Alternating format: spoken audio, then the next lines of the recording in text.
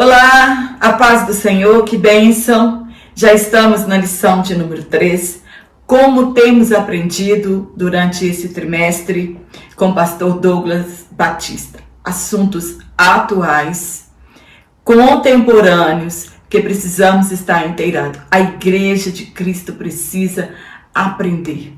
Muitos termos novos, técnicos, mas que têm despertado a nossa curiosidade para aprendermos mais sobre a atualidade e o que está acontecendo no nosso mundo espiritual, o que está acontecendo no nosso mundo hoje, na nossa sociedade, quais as lutas que a igreja está enfrentando e irá enfrentar. Então, durante este trimestre, não perca nenhuma aula, será uma bênção, estamos aprendendo bastante. E aproveita e já comenta aqui na descrição desta aula como foi a sua aula de número 2. Uma aula abençoada, falamos sobre a deturpação da doutrina do pecado, aprendemos o que é pecado. Se você não assistiu minha aula de número 2, vou deixar um card aqui em cima para que você possa assistir esta aula e também a aula de número 1, se você ainda não assistiu. Sejam todos bem-vindos aqui no meu canal. Sou professora e superintendente de escola bíblica dominical, Jane Martins. Para mim é uma satisfação muito grande ter você aqui semanalmente. Se você está aqui pela primeira vez, sejam todos bem-vindos. Se inscreva no meu canal, compartilhe em suas redes sociais para que essa videoaula também possa chegar ao alcance de outras pessoas e as nossas EBDs sejam uma bênção. Nós, professores, precisamos de subsídios, sim, para ajudar a nossa aula, para desenvolver a nossa aula. Então, é importante buscarmos recursos para que a nossa aula seja satisfatória e tenhamos um resultado alcançado por intermédio dos objetivos sugeridos pelo comentarista desta lição. Então, fica comigo até o final desta aula e juntos aprenderemos bastante. Quero mandar já de antemão um abraço carinhoso a todos vocês que têm comentado em minhas aulas, falou de onde é, como foi a sua aula, como foi o encerramento da sua EBD. Muito obrigada pelo carinho de todos vocês. E hoje na aula de número 3 nós vamos falar sobre o perigo do ensino progressista.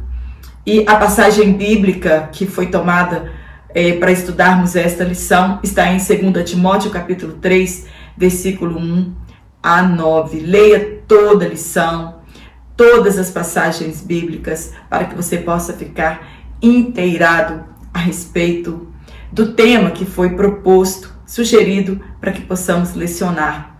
É um estudo, eu posso dizer, um pouquinho difícil, né? Precisamos estudar com mais afinco. Um dia, 2 dias não é suficiente para você estudar esta lição. Os ensinamentos ideológicos, eles são abordados diretamente. Eles são infiltrados pouco a pouco, até que ocupe grande espaço e aceitação entre as pessoas e até mesmo no mundo religioso, nesse grupo religioso em que nós estamos inseridos.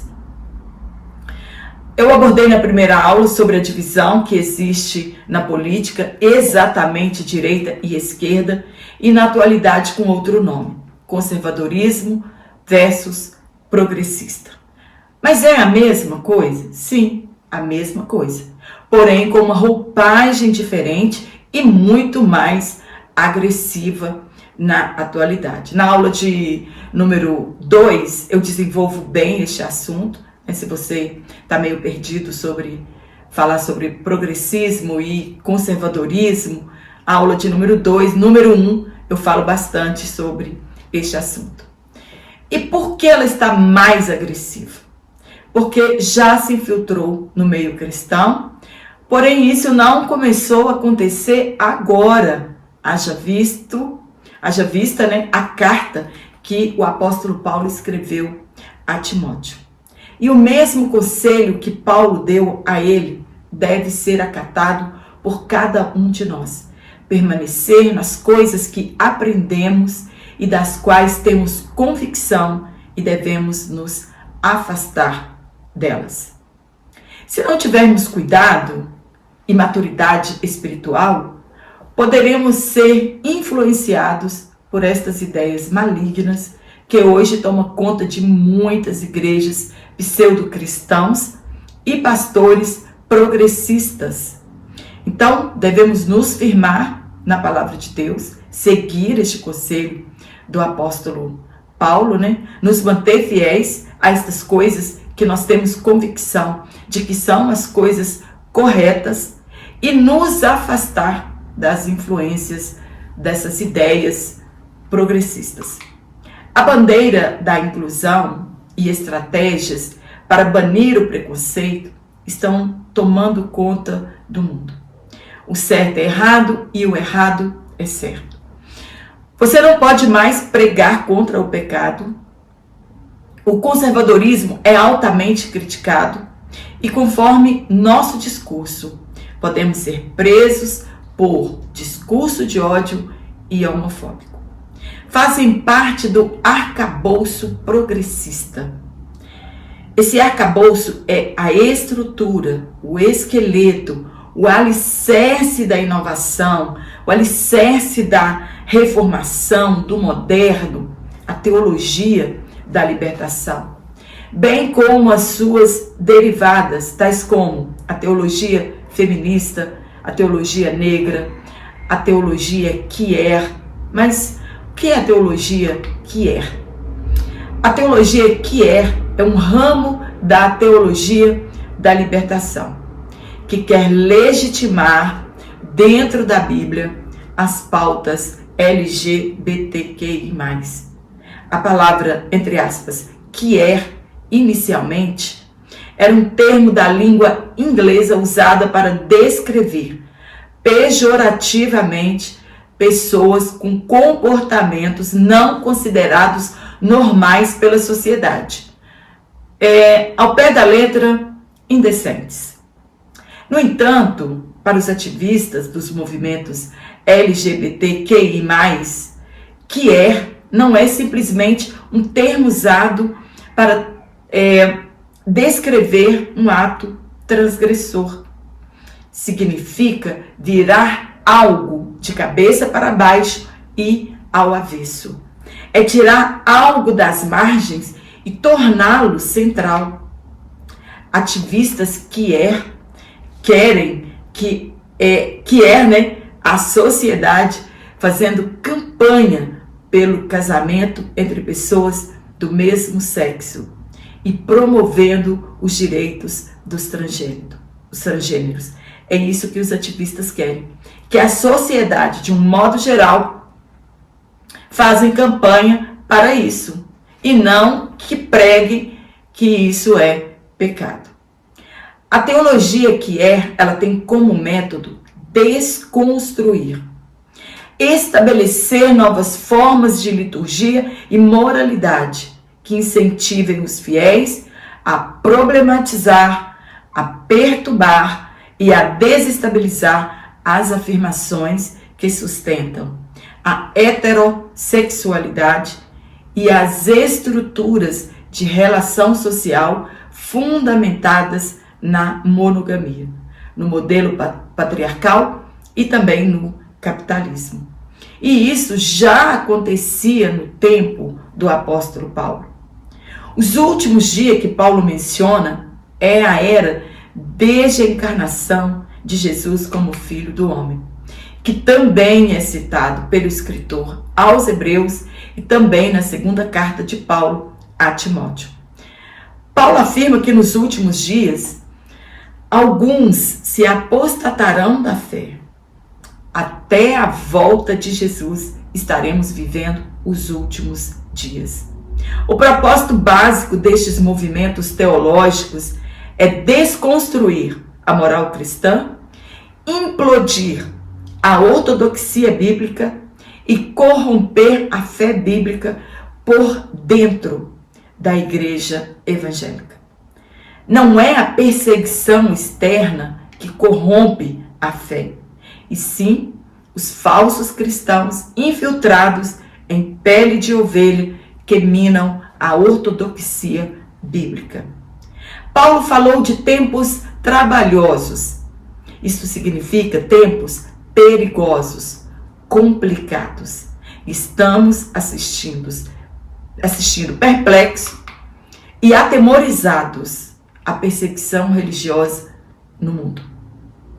Não poderemos pregar contra o pecado, seremos punidos, perseguidos e até mesmo presos. A estratégia é converter os evangélicos a lerem a Bíblia de uma maneira mais progressista. O objetivo é a doutrinação de nossas crianças. Elas são o alvo. Tem um vídeo de uma militante progressista que ensina que a EBD é o melhor local de infiltração, por ser carente de professores. E eu vou enviar o vídeo do link que o nosso comentarista sugeriu, e eu encontrei esse vídeo no YouTube, e eu vou enviar o link para você que adquiriu o PDF, e você também, se não adquiriu o PDF, você pode encontrá-lo no YouTube. Ninguém pode acrescentar ou tirar nada da palavra de Deus. Se acrescentar, Deus acrescentará as pragas descritas no livro de Apocalipse. E se tirar, Deus tirará a sua parte na árvore da vida e na cidade santa. É claro que o texto se refere ao livro do Apocalipse, mas de uma forma geral, nada podemos acrescentar à palavra de Deus ou retirar para proveito próprio ou acobertar os nossos pecados. Esses ensinos enfraquecem a autoridade da Bíblia, pois afirmam que ela contém erros, que Deus não é soberano, que o sobrenatural é um mito, são indiferentes à doutrina do pecado, relativizam os valores morais e defendem a necessidade de ressignificar a Bíblia para que os pecados imorais sejam aceitos por Deus. No tópico 1, nós vamos falar sobre a descaracterização do cristianismo. Estão dando uma outra roupagem para o cristianismo. O que aconteceu ao longo dos anos? Por que houve tanta mudança? A resposta é muito simples. Todas as vezes que a igreja ela faz concessões, ela permite que a ortodoxia seja mudada. Ortodoxia é o conjunto de doutrinas provindas da Bíblia e tidas como verdadeiras de conformidade com os credos, concílios e convenções da igreja. Descaracterizar é tirar o verdadeiro caráter, é disfarçar. Estamos vendo uma nova roupagem para o cristianismo, igrejas mais inclusivas e menos doutrinárias. Pouco se fala em pecado e em arrependimento. No ponto 1, a deterioração moral. Já falamos sobre os últimos dias, que é a era que estamos vivendo desde a encarnação de Cristo, o cumprimento das profecias e o período que antecede a volta de Cristo. É claro que quanto mais perto estiver da volta de Jesus, mais esses sinais irão se intensificar. É um tempo difícil e de apostasia. Paulo ele fala sobre o comportamento das pessoas. Homens amantes de si mesmo, isto é, egoístas, desobedientes a pais e mães, é o ataque à família. Paulo está falando da desconstrução da família tradicional. É um ataque diabólico. São ingratos, não valorizam o que as pessoas fazem por elas. São pessoas sem afeto natural. Aqui Paulo está tratando do amor dado por Deus entre homens e mulheres e o amor na família. Paulo está dizendo que eles são irreconciliáveis, isto é, são inflexíveis, não cedem mesmo estando errado, são caluniadores. O que mais vemos hoje é evangélicos falando mal de evangélicos em redes sociais, inventando mentiras sobre a vida pessoal de líderes e de membros. Paulo também diz que eles têm a característica, pois eles são incontinentes, são sem controle de si, e o lema de hoje é: faça o que você quiser e viva a vida. Tendo aparência de piedade, Paulo está dizendo, são religiosos, porém rebeldes. São cruéis e sem amor para com os bons. O relativismo, ele enfraquece a doutrina bíblica. Nem tudo que é pecado para você pode ser pecado para mim. A escala do pecado na humanidade é grande e Paulo faz uma lista deles que nós encontramos aqui no texto citado. Deus não mudou. Não é porque A ou B acha que não é pecado ou que não seja mais pecado. Pecado sempre será pecado. Não é porque o pastor da sua igreja liberou que deixou de ser pecado. Cada um dará conta de si. Deus continua assentado no trono e é santo para sempre. E isso não mudou. Não é o meu conceito, não é o seu conceito de pecado que vai mudar as doutrinas bíblicas e a doutrina do pecado. Com o mesmo rigor que Deus tratou as gerações passadas, Sodoma, Gomorra, Nínive, o mundo antigo, ele tratará esta geração dos últimos dias. Deus é santo e os que se aproximam dele devem santificar a sua vida. Deus exige santidade de cada um de nós, porque ele é santo. Precisamos nos oferecer em sacrifício vivo e agradável a Deus, e não nos amoldarmos ao sistema pecaminoso do mundo. Infelizmente, muitas igrejas já cederam e adotaram o padrão pecaminoso do mundo, por medo de perder crentes em suas igrejas. No ponto 2, a erosão da ortodoxia. A erosão, ela envolve o desgaste por intermédio das novas teologias infiltradas em nosso meio. Há um desgaste da ortodoxia. O certo é errado e o errado agora é certo.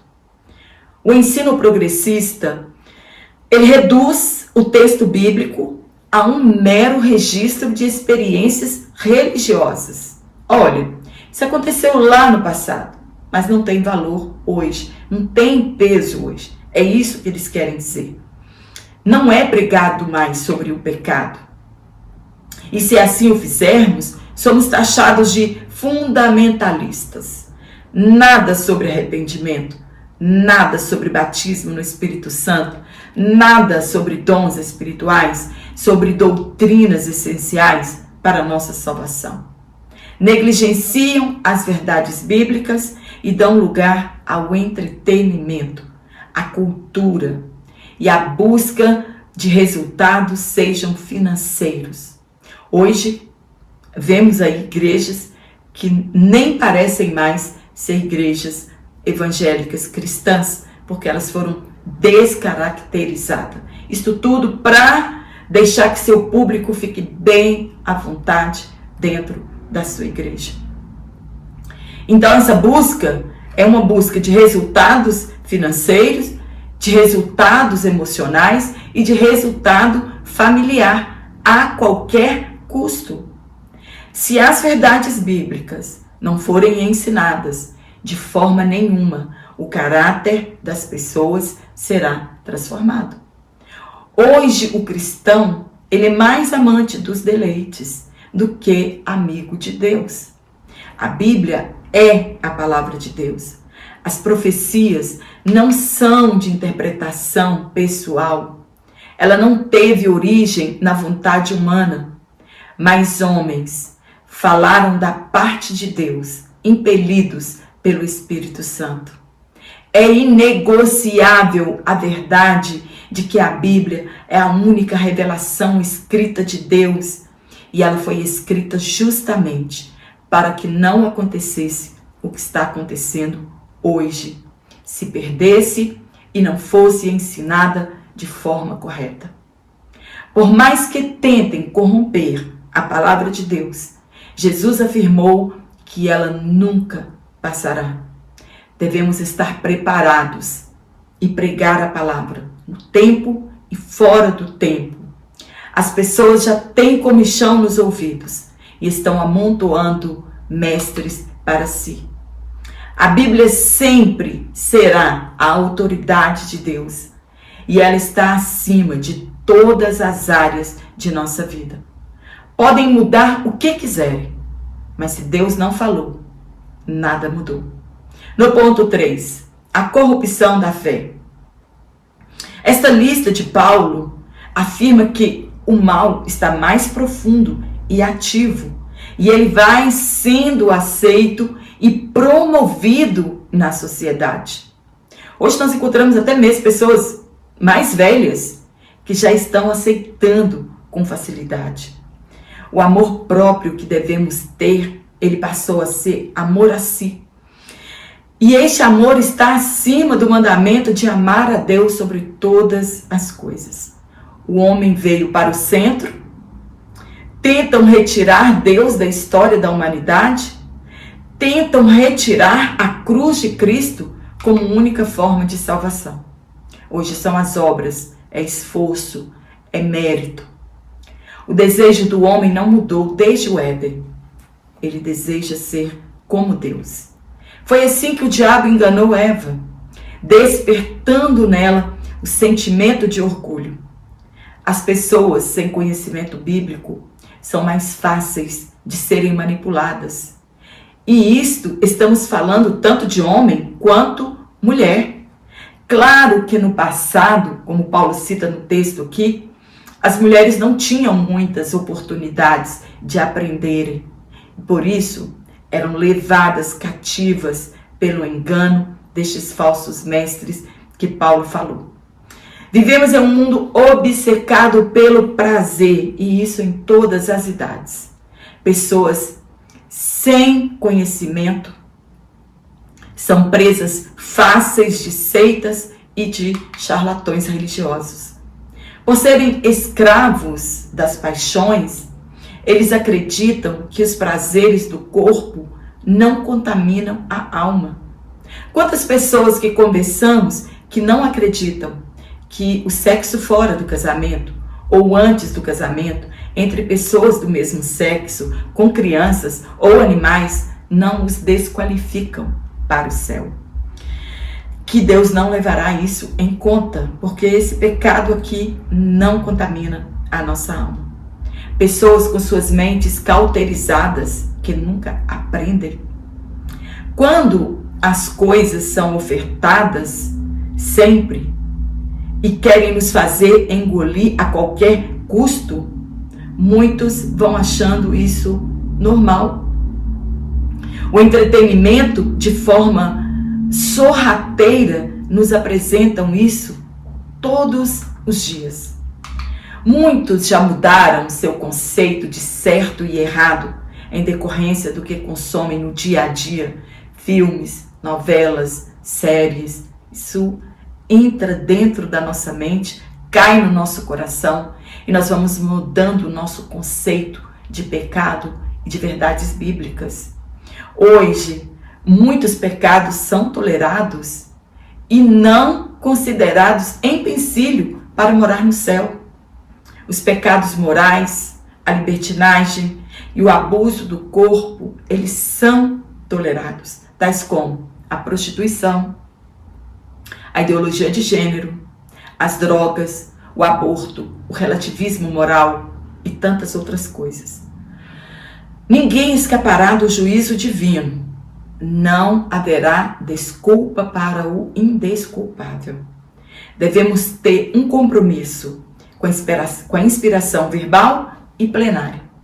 Toda a Bíblia Sagrada é inspirada por Deus, porque todas as palavras foram inspiradas por Deus e escolhidas pelos escritores que receberam inspiração para escrever a seu tempo em sua cultura, em sua época e a um povo determinado, ao povo de Deus. Nenhuma passagem bíblica é mais importante do que a outra, senão será um cânon dentro de outro cânon. Nada na Bíblia é mais inspirada do que a outra, nenhuma palavra, porque toda a Bíblia, de Gênesis a Apocalipse, é inspiração divina. No tópico 2, nós vamos falar sobre teorias progressistas. O que eles acreditam, o que eles ensinam. Eles não acreditam em um Deus soberano, não acreditam em milagres, nem em céu, nem em inferno, não acreditam em julgamento divino, e sim que cada um possa viver da maneira que convém. No ponto 1, a desconstrução da Bíblia. Ao longo dos séculos tentaram de todas as maneiras destruir a Bíblia Sagrada e não conseguiram, porque Deus cuida da sua palavra, Ele protege a sua palavra. Então eles acreditam que proibi-la é um bom caminho, mas não conseguirão. Deus sempre levanta um exército que luta em defesa do Evangelho. O ensino progressista tem sua origem na teologia da libertação. As pessoas precisam se libertar na verdade de Deus e de sua palavra e acreditam que viverão melhor. Suas características são negar a inspiração divina das Escrituras. Ouvimos aberrações a respeito deste assunto. Colocam o homem no centro, que é chamado de antropocentrismo, retiram Deus do centro. Isso cria pessoas egocêntricas, amantes de si mesmas, egoístas, desejosas de honras e de glórias. Retira a convicção do pecado. E se não há pecado, não precisamos de um libertador, não precisamos de um salvador. Eles querem reinterpretar a Bíblia, dar a ela um novo significado, dar a ela um novo significado para satisfazer a concupiscência humana. Eles dizem que Jesus é não binário por usar vestidos, cabelos longos e se identificar como homem.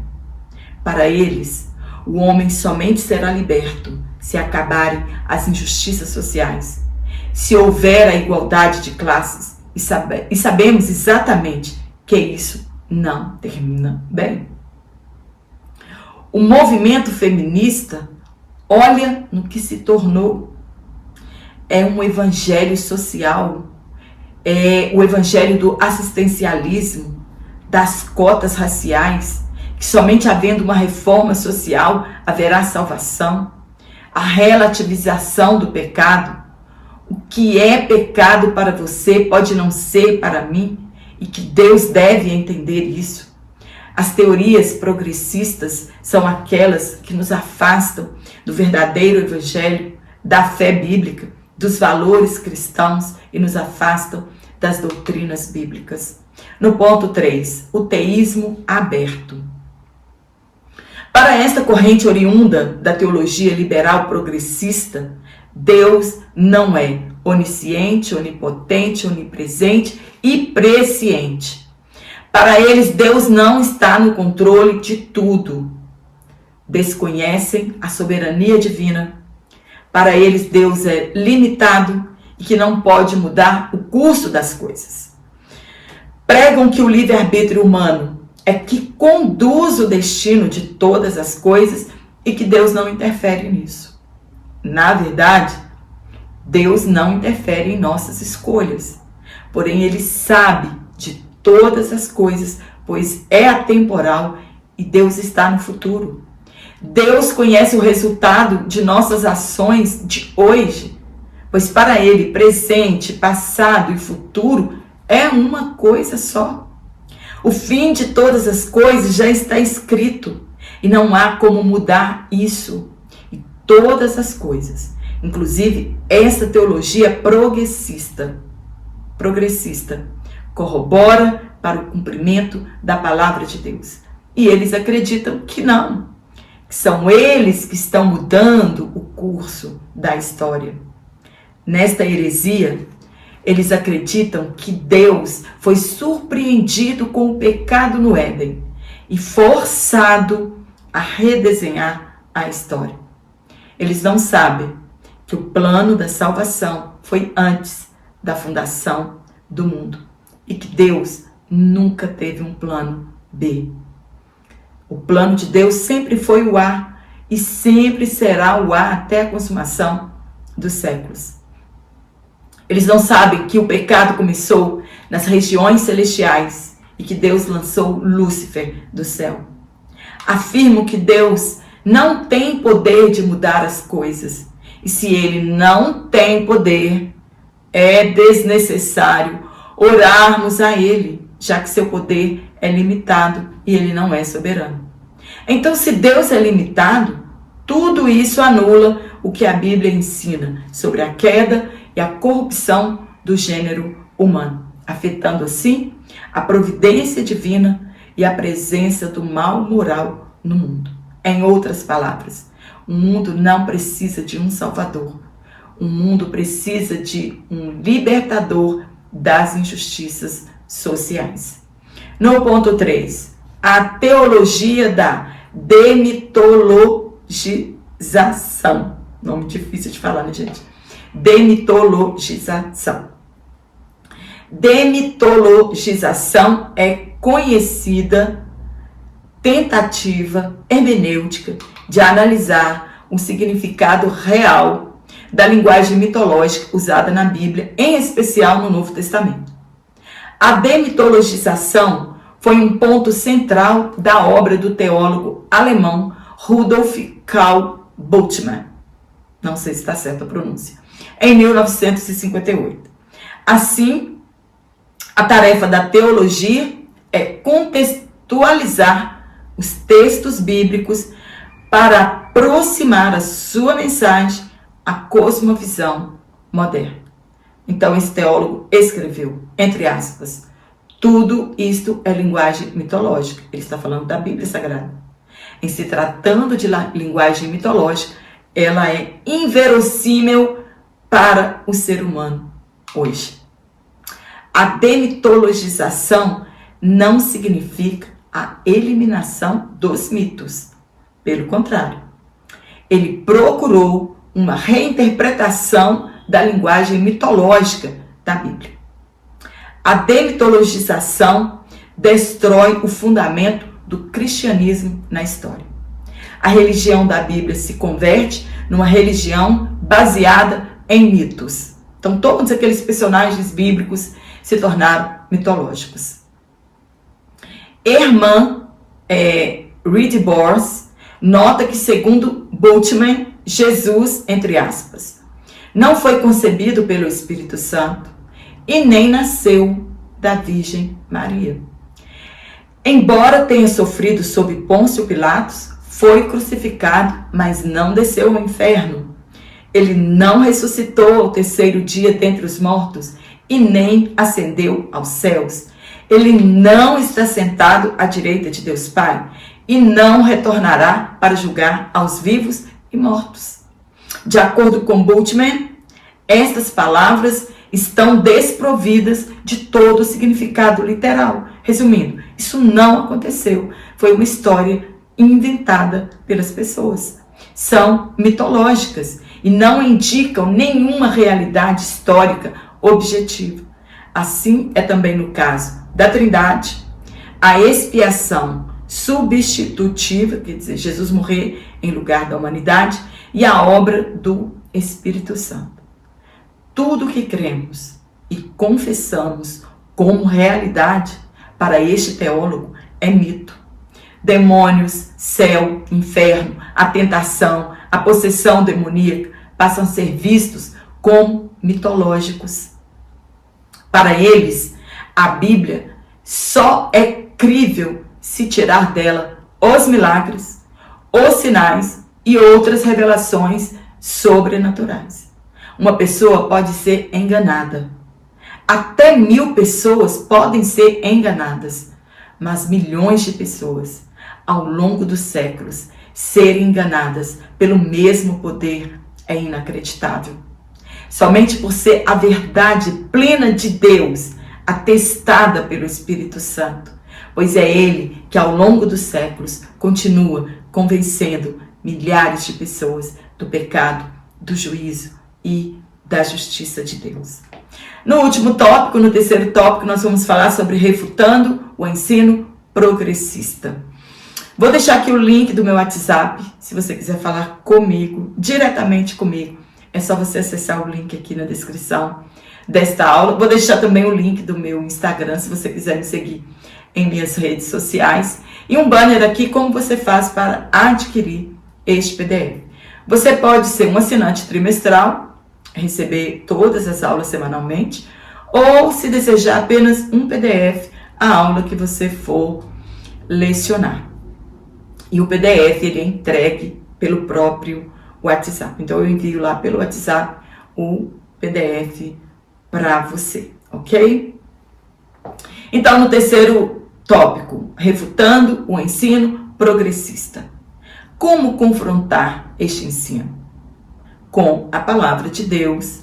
Nela encontramos respostas para todas as heresias criadas por homens e mulheres amantes de si mesmo.